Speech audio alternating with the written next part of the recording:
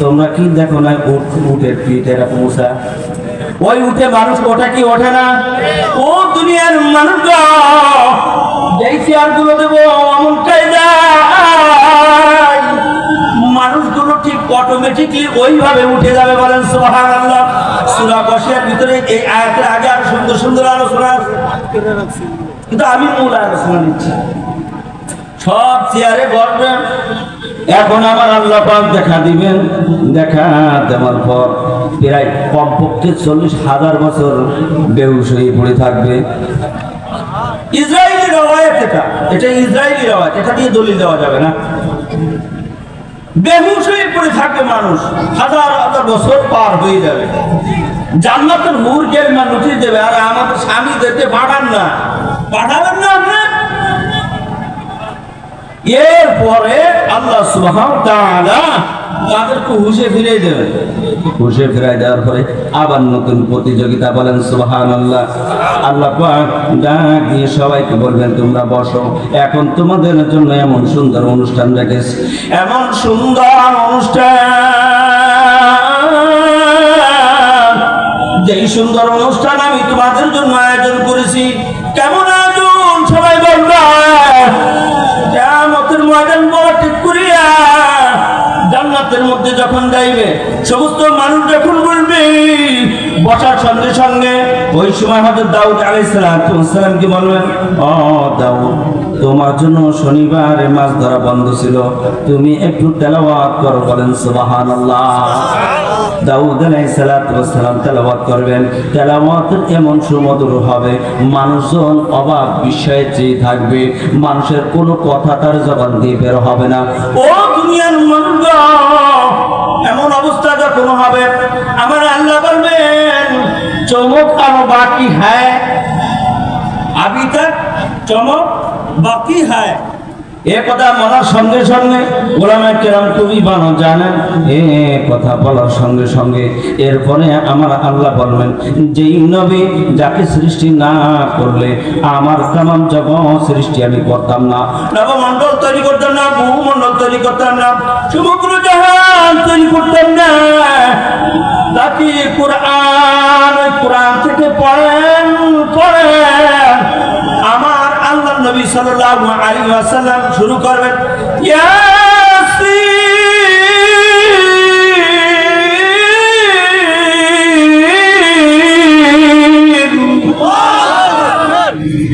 শুরু করবেন।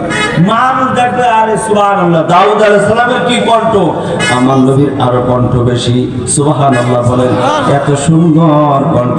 জিবরাইল আমিন বলেন, ও দুনিয়ার মানুষ, তোমরা কি নবীকে চেনো? ওই নবী যাকে সৃষ্টি না করলে কিছুই হইতেও না। আমি জীবনে 3 জায়গায় কষ্ট পেয়েছি, কষ্ট করেছি বেশি, একটা জায়গার কথা আমি বলি, বাকি 2 জায়গা থাক। জিবরাইল আমিন বলেন, তোমরা কি দুনিয়ার মানুষ চিনো আমার নবীকে?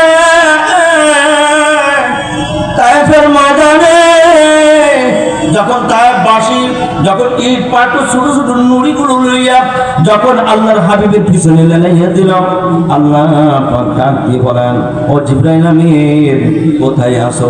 বলে, আমি সিদরাতুল মুনতাহায় আছি। আল্লাহর হাবিব তায়েফের ময়দানে ছোট ছোট বাচ্চাদের আঘাত খাইয়া, ছোট ছোট বাচ্চাদের আঘাত খাইয়া, নুড়ি পাথরের আঘাত, ছোট ছোট পাথরের গুলোর আঘাত বেশি মনে হয়। আঘাত থেকে যখন বৃষ্টি বর্ষিত হয়, ছোট বৃষ্টির দানা কিন্তু যখন আমরা চেহারায় পরে ব্যথা লাগে কি লাগে না? বলেন, ও দুনিয়ার মানুষ, ছোট ছোট নুড়ি পাথর গুলো লইয়া আল্লাহর হাবিবের পিছনে লাগাইয়া দিয়েছে। আল্লাহর হাবিবের শরীর রক্তাক্ত করিয়া দিয়েছে। রক্তাক্ত করার পর আল্লাহর হাবিব সাল্লাল্লাহু আলাইহি ওয়াসাল্লাম জামা কাপড় যা ছিল তাই দিয়া রক্তগুলো খালি মুছতেছে। রক্ত যাতে মাটিতে না পড়ে, কারোর অর্ডার লাগবে না। রক্ত যদি আল্লাহ নবীর মাটি, আল্লাহ নবীর রক্ত যদি মাটিতে পড়ে, সঙ্গে সঙ্গে ভূমিকম্প আল্লাহ পাক শুরু করাই দেবেন। বলেন সুবহানাল্লাহ।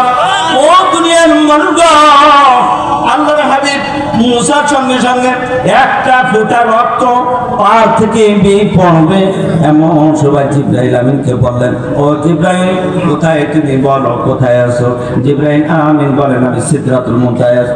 জিবরাইল আমিন সিদরাতুল মুনতাহা, ওই জিবরাইল আমিন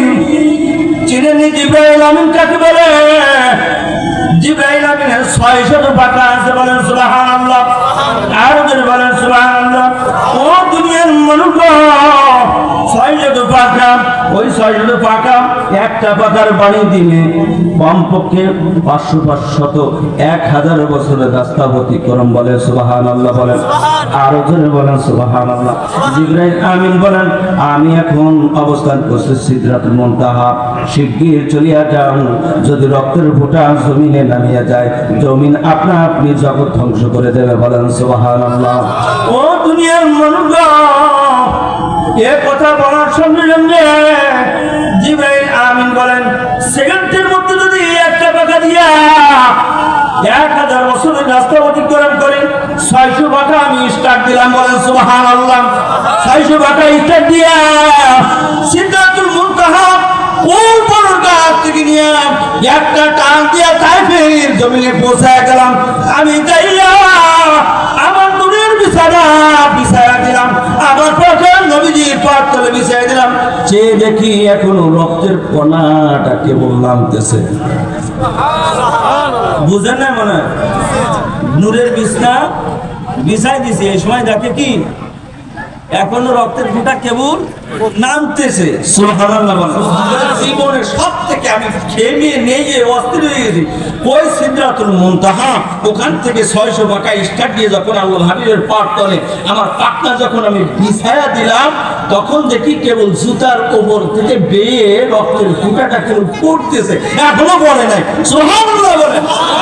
সেই নবীর উপরে কোরআন নাযিল করেছে, ওই নবীর উম্মত আমরা। বলেন সুবহানাল্লাহ। যাই হোক, ওই জিবরাইল আমিন যার মারফতে আল্লাহর হাবিব জনাবে মুহাম্মদুর রাসূলুল্লাহ সাল্লাল্লাহু আলাইহি ওয়াসাল্লামের কাছে কোরআন নাযিল করা হয়েছে, কোরআন পাঠানো হয়েছে। কথা ঠিক কিনা? ওই কোরআন মুহাম্মদ পড়েছে। এখন তোমরা যার আশায় শোনো, আমার জবান, আমার কথা, আমার কালাম। সুবহানাল্লাহ। আমি আজকে তেলাওয়াত করব, তোমরা সবাই শুনবা। আরো জোরে বলেন সুবহানাল্লাহ। ওই সময় আল্লাহ শুরু করবেন, আনার রহমান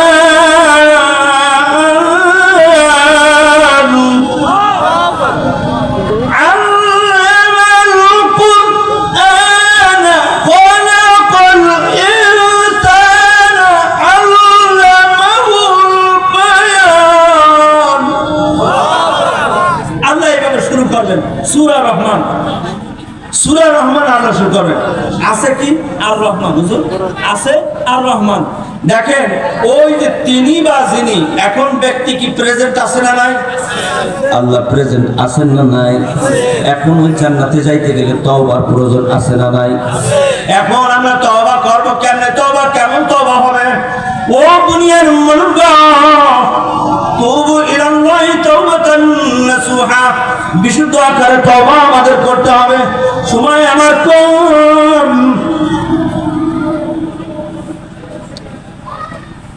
সময় এখন আছে আলহামদুলিল্লাহ। সকালবেলা আলহামদুলিল্লাহ বিশুদ্ধ তওবা করতে হবে। বিশুদ্ধ তওবা করার জন্য এখানে জান্নাতের বাগানে আসছি। আজকে যদি এই অবস্থায় জান্নাতের বাগান দিয়ে আখেরি মুনাজাতে কোন ব্যক্তি মুনাজাত করে কমপ্লিটলি যদি বাসায় যায়, ওলামায়ে কেরামগণ বলেন কমপক্ষে তার আমলনামায় 50 লক্ষ নেকি লেখা পাবে। আরো জোরে বলেন 50 লক্ষ নেকির দরকার আছে। 50 লক্ষ নেকির দরকার কার কার? নারায়ে তাকবীর। হাত নামান। বাইরে যারা আছে ওনাকেও আর দরকার নাই, আপনাদের দরকার আছে, একটু বাইরে হাত উঁচু করেন। 50 লক্ষ নেকি কার কার দরকার? হাত উঁচু করেন না? হ্যাঁ, হাত নামান। আলহামদুলিল্লাহ। তো শেষ পর্যন্ত থাকতে হবে, দোয়া করতে হবে। আর দোয়া করে যদি মজলিস থেকে বের হয়ে যান, শুধু 50 লাখ না, বেগয়রি হিসাব। আল্লাহ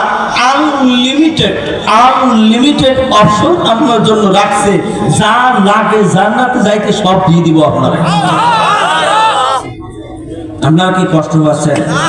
তওবাটা কেমন হতে হবে? খুব মনোযোগ। আমি আগামী 15-20 মিনিট মাত্র আলোচনা করবো, এরপরে আলোচনা ছেড়ে দেবো। যেহেতু প্রধান বক্তা আছে না নাই, আমার বন্ধুবর নব মুসলিম চিনছেনি? আলহাস হযরত মাওলানা আব্দুর রহমান জামি হাফিজাহুল্লাহ, আমার বন্ধুবার মানুষ, আমার মাদ্রাসায় অনেকবার গিয়েছেন, আমার বাসায়ও থেকেছে, আমরা অনেক পুরাতন বন্ধু।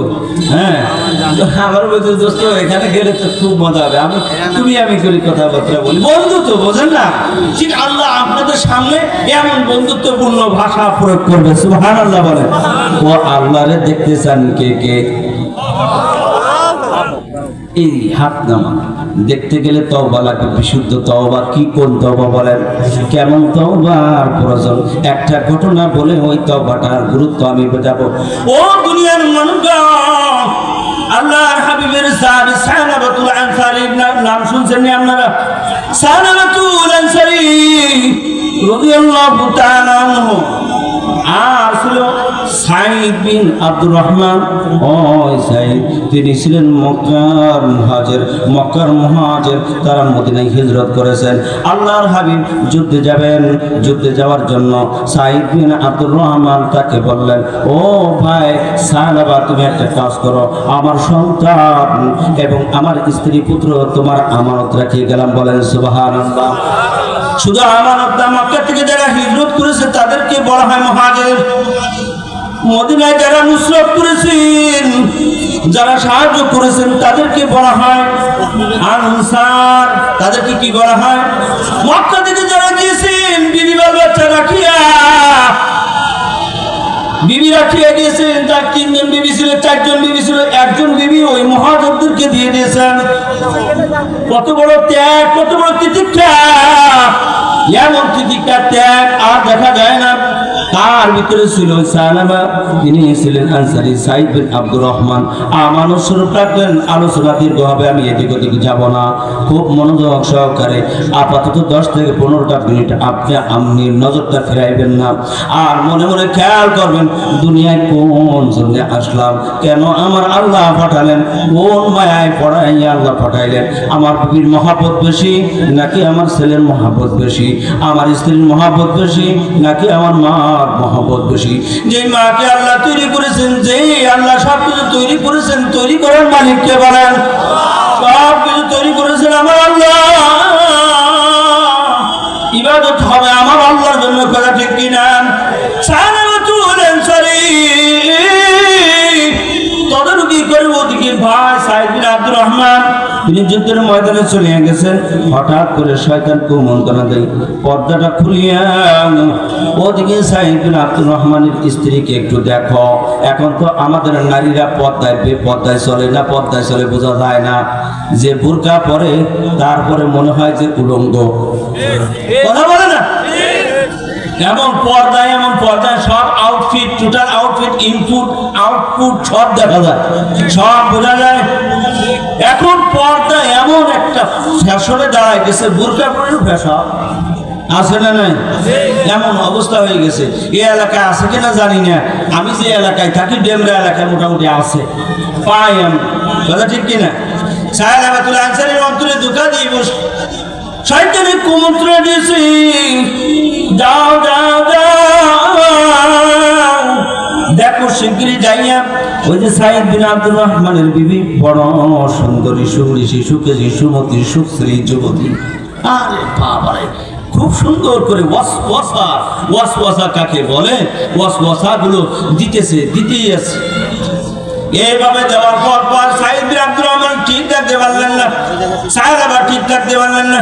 সালাবাতুল আনসারী সঙ্গে সঙ্গে যাইয়া সাইদ বিন আব্দুর রহমানের বিবির হাতটা ধরছে।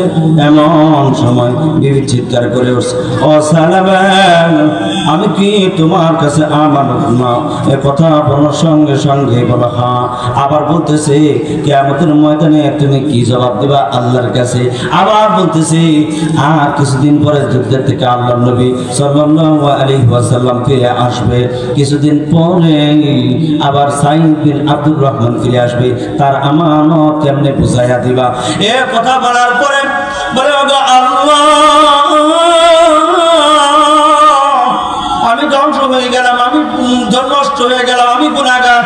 এ কথা বলিয়া ওই জায়গা থেকে রওনা দেওয়া শুরু করিয়া পাহাড়ের কিনারায় চলে আসলেন। পাহাড়ের কিনারে আসিয়া এখন সিজদায় পড়ে। ওদিক দিয়ে সাইদ বিন আব্দুর রহমান মনোযোগ, আমি বলছি এদিক ওদিক চাইবেন না, এদিক ওদিক যাবেন না, খুব মনোযোগ। ওদিকে পাহাড়ের কিনারায় চলে আসলেন। পাহাড়ের কিনারায় চলে আসার পরে সাইদ বিন আব্দুর রহমান কিছুদিন আসার পরে বিবি দেখেন কেমন নেককার, কেমন নেককার, কেমন নেককার। সাইদ বিন আব্দুর রহমান,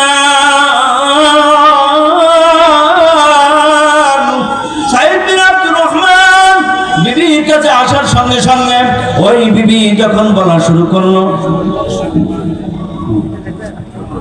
বিবি শুরু করলো যে ভাই কোনো সমস্যা নাই, আমার স্বামী আপনি তো ঠিক আছেন, কিন্তু সালাবা যাকে আমানত রাখিয়ে গেছেন ও আপনার স্ত্রী দিকে হাত বাড়াইছে, হাতটা আমার হাত ধরেছে, আবার তওবা করেছে, ঘর থেকে পলায়া গিয়েছে। দেখেন কেমন নেককার বিবি, বলেন সুবহানাল্লাহ। ও দুনিয়ার মানুষগণ, এমন বিবি কি আমাদের আকাম কুকাম জন্মের করা করে, এরপরেও কোন স্বীকারোক্তি স্বামীর কাছে নাই, কথা ঠিক কিনা? আর বিবি তার স্বামীর কাছে বলতেছে যে ভাই না স্বামী।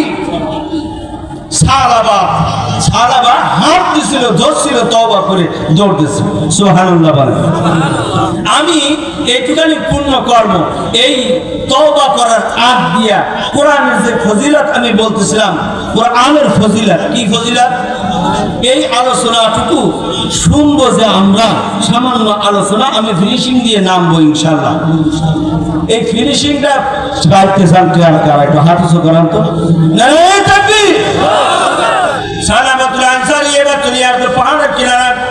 ওদিক দিয়ে যে সাইদ বিন আব্দুর রহমান যখন শুনলেন, শোনার পর তিনি দৌড়ায় গেলেন পাহাড়ের কিনারায়। পাহাড়ের কিনারে যাইয়া সালামাতুল আনসারী কে ডাক দিলেন, সালাবা চলো চলো মদিনায় চলো।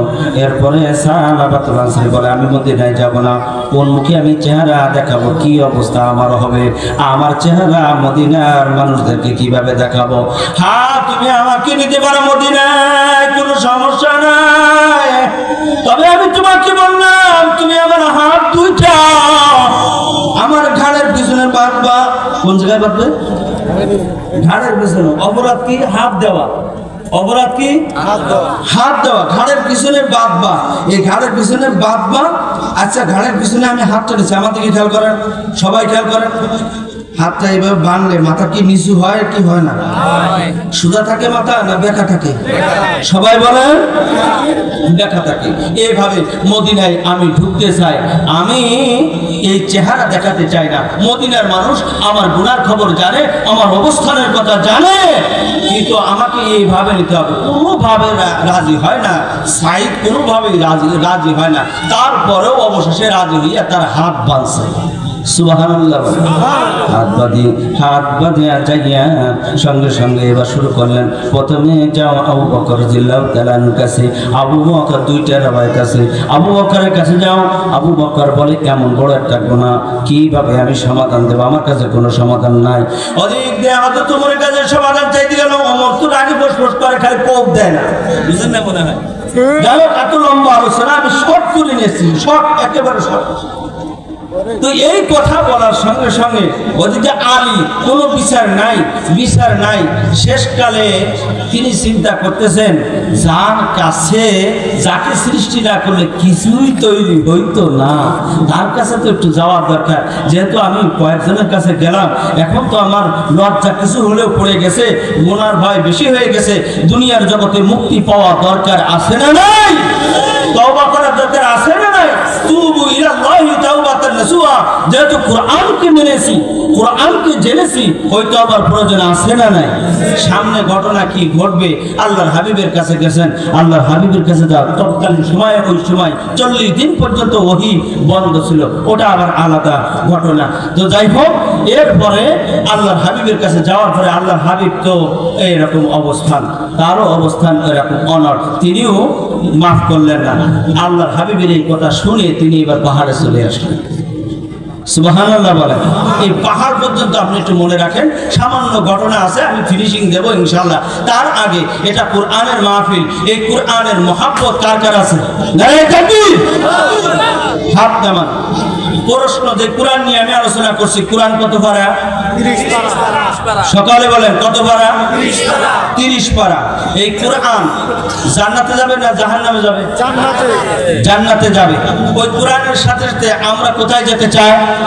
সকলে বলেন, সকলেই বলেন জান্নাতে। কোরআনের পারা কয়টা? 30টা। তো জান্নাতে যাইতে গেলে প্রত্যেকটা পারার মূল্য তো দেওয়া সম্ভব না। সূরা একটা জবর একটা জেরের মূল্য দেওয়া সম্ভব না। আমি এই কোরআনের মাহফিলে ওই ঘটনাটুকু বলে আমি আলোচনা করে নেমে যাব, ঠিক আছে, কিন্তু আমি 30 জন লোক চাই, 30টে পারা কোরআন জান্নাতে যাবে। প্রত্যেকটা পারার সাথে কিয়ামতের ময়দানে সুপারিশ করে। আল্লাহ কোরআনের মর্যাদা নিয়ে কথা বলছিল, এক একটা পারায় কিছু টাকা চাইছিল। আমি যদি কিছু টাকা চাই, আপনারা দিতে রাজি আছেন তো? ইনশাআল্লাহ হাত জোর করেন। আমি আপনাদের কাছে চাই, 30 জন লোক চাই, নগদ 1000 করে টাকা। নগদ কত টাকা? কথা বলেন।